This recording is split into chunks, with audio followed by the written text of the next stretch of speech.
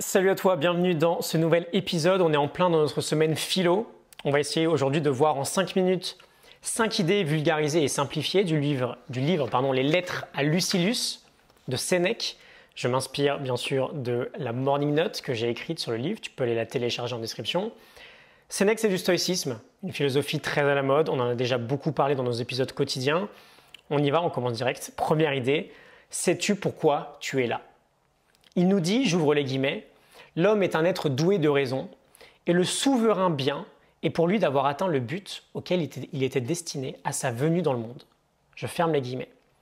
C'est très intéressant, par souverain bien, entend le but auquel tu es destiné. Et donc Sénèque nous dit simplement qu'on est tous sur cette terre pour une raison bien particulière. On a tous une mission.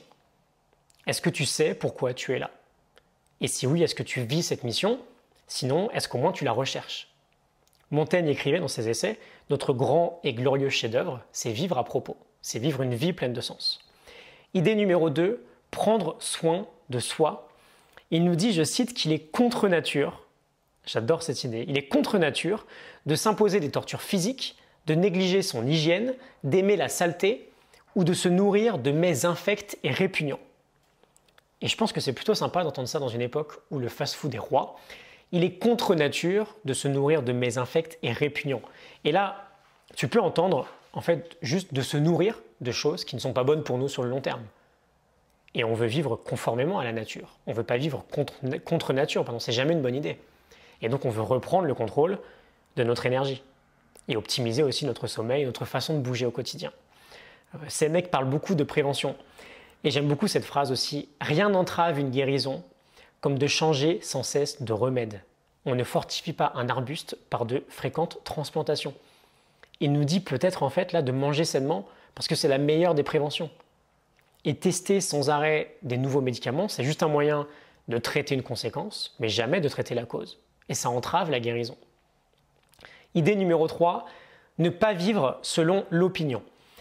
Il nous dit la nature désire bien peu, l'opinion voudrait toujours plus.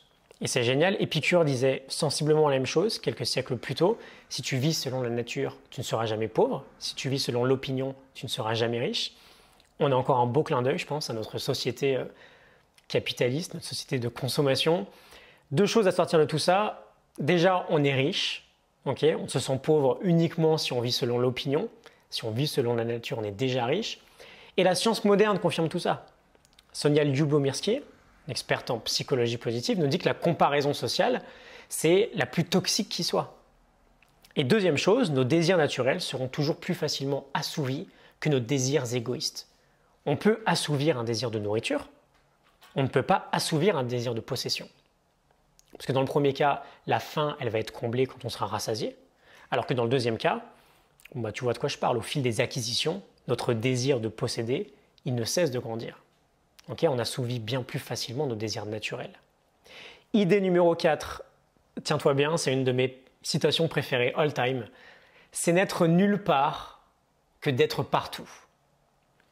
J'espère que tu ne fais pas 150 choses en même temps que tu m'écoutes, que tu es bien attentif. C'est d'être nulle part que d'être partout. On est tous éparpillés aujourd'hui à vouloir tout faire en même temps, à manger avec le smartphone sur la table par exemple. Mais du coup, on ne fait rien pleinement. Une chose à la fois. Et principalement en productivité, par exemple, Cal Newport nous parle de deep work, de travail profond, sans distraction.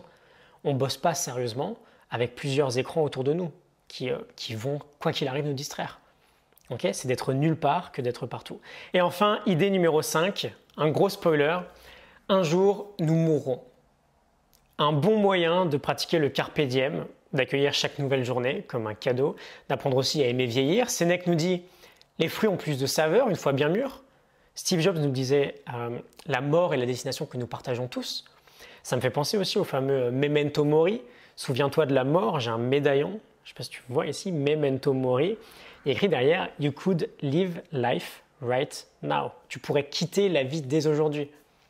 Et le génie de Sénèque, c'est justement de nous dire que notre erreur, c'est de voir la mort devant nous, alors qu'elle est en grande partie derrière nous.